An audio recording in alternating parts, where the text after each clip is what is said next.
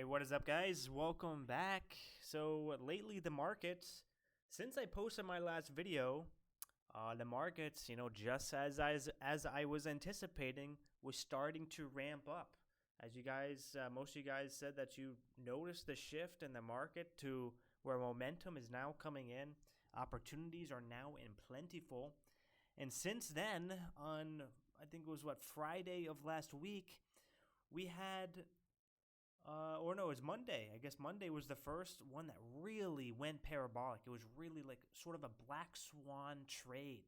And since this stock, Octo, went from $2 to $83 within one day, we've been getting subsequent black swans.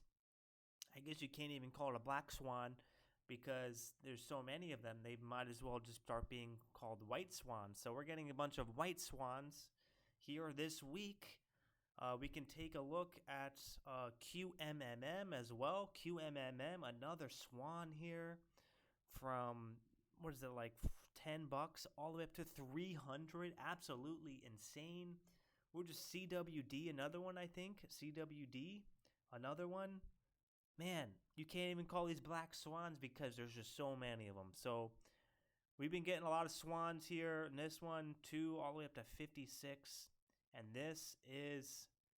we're in the middle of the hot cycle. And this is kind of what I was anticipating when I posted my last video, asking if you guys started to recognize the shift in the market, where the dips are now holding up. The consolidations are not breaking down. The consolidations are holding up and continuing higher. And we're getting breakouts that are just running away so far to where you have to consider chasing the stock, or else you're not going to be able to get in if you aren't in already. And so it makes it a little bit difficult to trade. So if you are a beginner trader, and this is kind of like the first hot cycle you've ever seen before, or the first maybe one or two hot cycles you've ever seen before, I do not recommend sizing up. A lot of people are like, oh yeah, just wait till the hot market momentum, we'll size up 10x. As a beginner trader, if you're a beginner trader, I do not recommend that, because the volatility is so much more extreme than you can anticipate.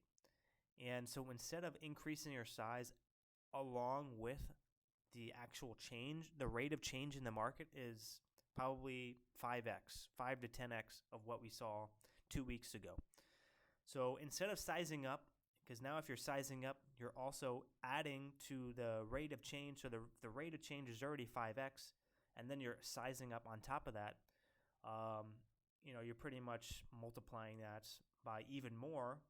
So instead of doubling that, doubling size, tripling size, instead just keep the same size that you're comfortable with, and just allow for the rate of change in the market to, you're going to have bigger gains. But obviously, you can have bigger losses as well. But, as a beginner trader, if you're also sizing up along with higher rate of change, it could be a little bit of a shock to your system, especially because some of these trades, some of these, if you're a dip trader, if you're trying to take a dip, sometimes these dips on these volatile stocks, they come down much farther than you can anticipate. And if you're in big size, you could get whacked. You could get whacked. And I've gotten whacked already 3 or 4 times the past couple of days on a couple of these stocks, because these dips, they will dip down like 50% off the high, 60% off the high in 1 or 2 minutes, and then you're back up. We're back up retesting the highs within the next minute. So yeah, this is definitely a different type of momentum that we have been used to the past couple of weeks.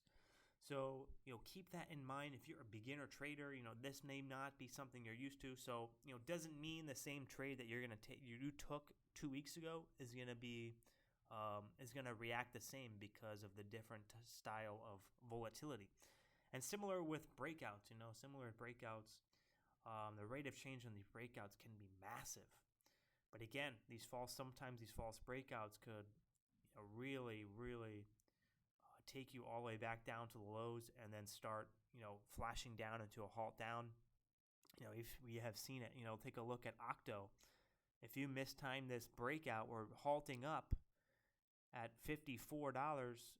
And that's another thing. It's another thing. If you're a beginner trader and you're trading stocks that are priced at $50, or QMMM, which was that, $100, $200, $80, CWD, another one, higher price that you're not used to trading. That's another thing that can really kind of throw you off. So you got to be careful with also trading different priced tickers because the spread is going to be different, and you have the rate of change is going to be much higher. And if it's on a higher price stock, you may think you're taking small size, but with this rate of change, look at this drop at the open on CWD. If you're trying to buy a dip on CWD within 1 minute, you can be down $8 a share. So you're thinking, oh, I'm just going to take 50 shares, I'm going to take a small size, and you're down $8 a share. Well, there goes $400, and you have never been down $400, and you thought you were taking small size. So you got to be careful. If you're trading higher price tickers, you definitely need to be aware and size down. If you're not used to it, of course. But if you're a seasoned trader, this could be the type of market where you could see, record green days. If you're seasoned, a couple years in, you're consistent, and now this market comes around, and you've seen this market many, many, many times. This is maybe about the fourth or the fifth time I've seen a market like this. So, I am not completely, thrown off. Not completely thrown off the rails. My anxiety may be a little bit higher than on a normal day because there's just so much moving. It's like even today we had QMMM, we had EPSM later in the day. EPSM, look at this. This is really hard to trade, but it still went from 39 to 155. You had CWD today, CWD pre-market. I was up massive on CWD, and then it's kept just going and going and going. And then I'm the guy here trying to buy the dip down here off of VWAP, and it's going lower and lower. So, you may think, again, stocks you may think are going to bounce because, well, it went from 5 to 56, and now we're coming back down to 20. You think we would see at least some sort of bounce, consolidation after a 50% dip, like something like this, and start to curl, and then maybe do the backside and continue lower, but we didn't even get that. So, you can really see a lot of chart patterns that you have never seen before. I've seen this before, obviously, but, again, if this is your first time around, second time around, you may have never seen a stock go from 3 to 56 and all the way back to $7 a share without a freaking bounce. So, yeah. Gave back all my gains on CWD, unfortunately. I ended red today, guys. I ended red. I was big green pre-market, and now I'm ending a little bit red. So, giving back a good portion of my gains on Monday, which was a huge momentum as well. Usually, when we get to these really hot cycles, it's like the first 2 days is like really, really good, and then it starts to get choppy because now people are starting to adjust to this new volatility. Shorts are not as easily trapped. They can get trapped, but they're not easily as trapped, and then they can also be a little bit more patient, and then they can slam it, and that's where longs get absolutely screwed. So, but in the first one or two, or pretty much the first day where it's like really hot like this, it usually just blows off because shorts are completely off guard.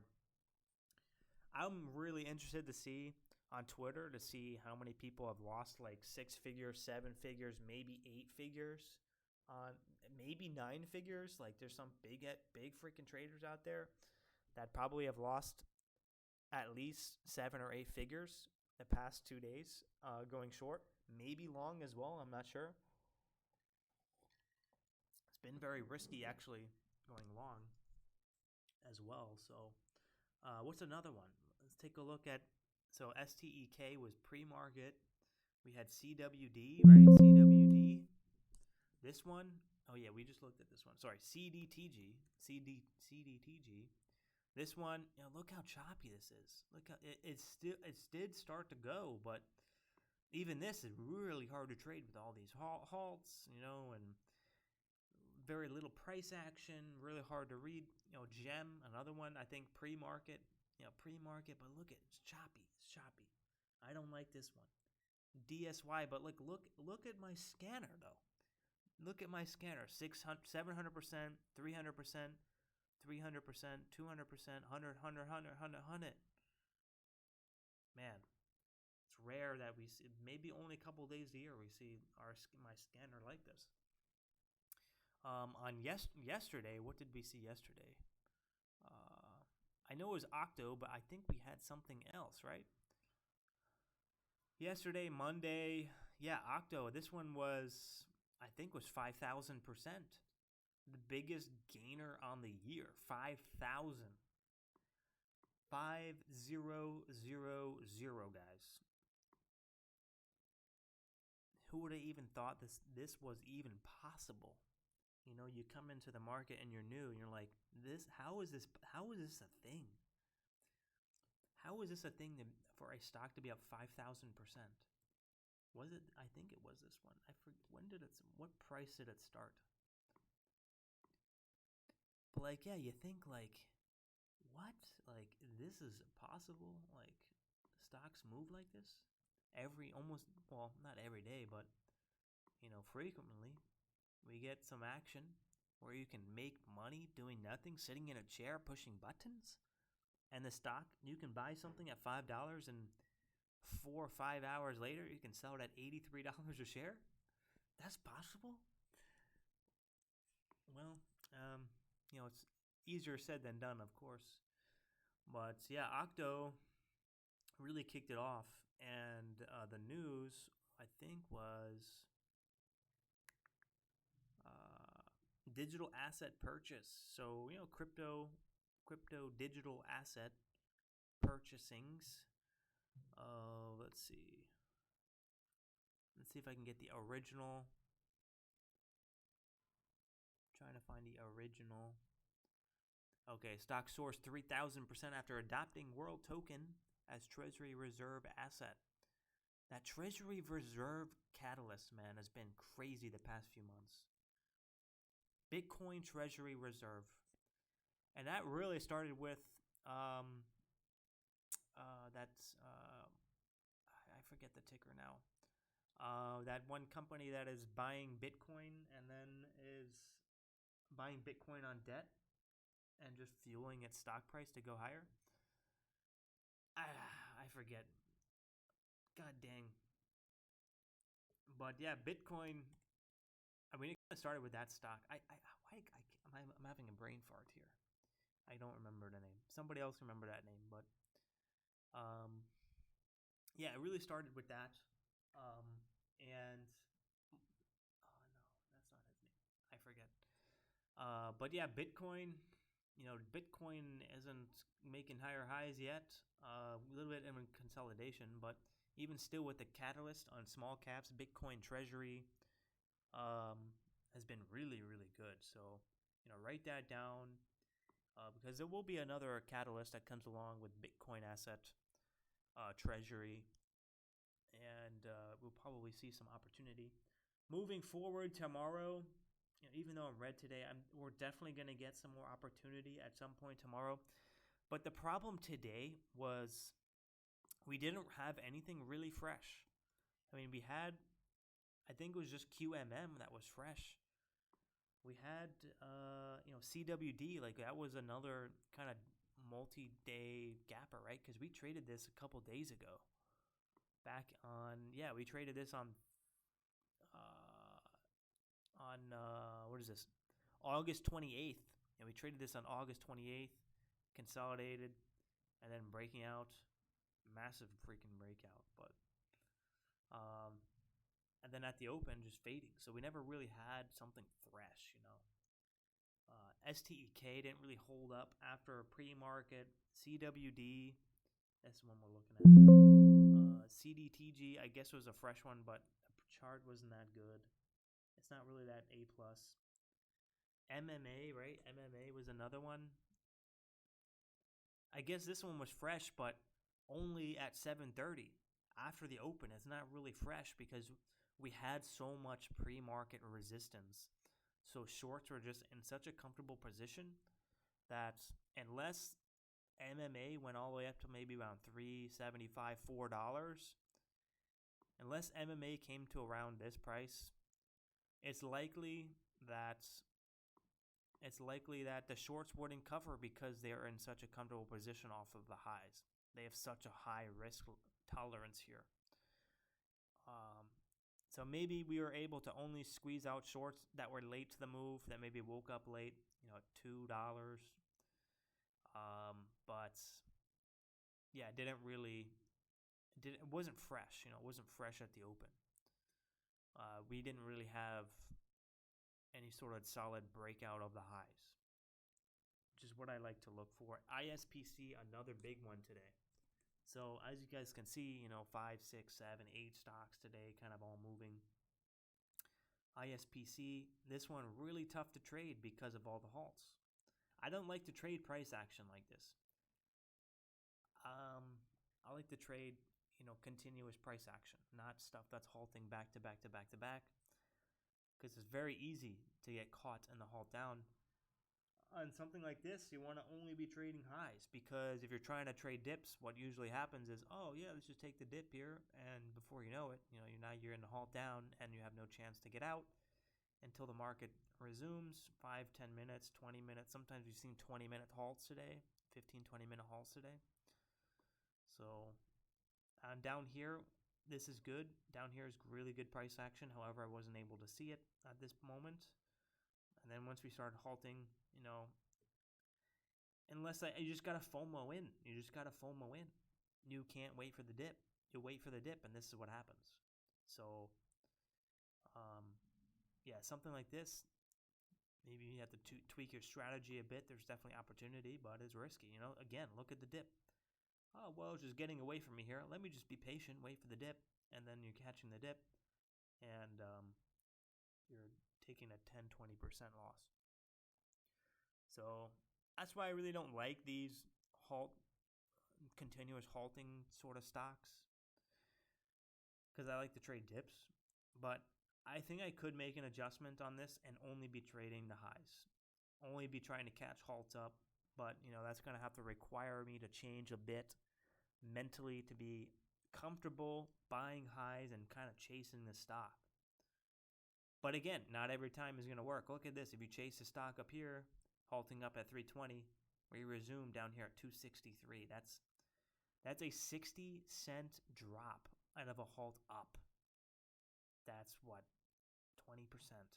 A 20% loss after a halt up. Now, nuts. And look at this. This is, crazy, crazy market, guys. Absolutely crazy. So tomorrow, I'm going to be looking to get aggressive at the right stock. I want something fresh, something with news. Some of these have just been moving on no news based on just pure sympathy, volume, because the market's so hot, so much just FOMO in the air. But I really want a concentrated stock, good volume, a catalyst, a reason for it to be moving up, and being on it early in the move. If I can get early in the move, first pullback at the latest, I want to be getting in on the first micro pullbacks, on the first couple green candles, and then on the first pullback, be getting even more aggressive as it's proving itself and there's a catalyst. I need to be able to have that conviction. Today I didn't have much conviction, so much moving, a lot of it with no news, no reason for it to be up, just based on just pure volume. So we've been seeing a lot of huge ups and huge downs. But I need something fresh with a catalyst and having a concentrated attention, concentrated volume. And then that's where I can really get aggressive and really have the conviction. And then with these types of stocks, I need to scale out. I need to scale out slowly. I can't take it all off on the first pop because these things have been running 1,000%. 1,000. So if you can have that discipline to hold and just be scaling out slowly, you can pretty much make your day right there, and you can walk away or continue trading, whatever you'd like, or you'd have a nice good cushion to risk for future opportunities. So hopefully you guys are doing great with this momentum. Me, yesterday was good. Today, not as good. So, it's not the end of the world. My risk is tight. I'm not risking multiple days of green, So that's good.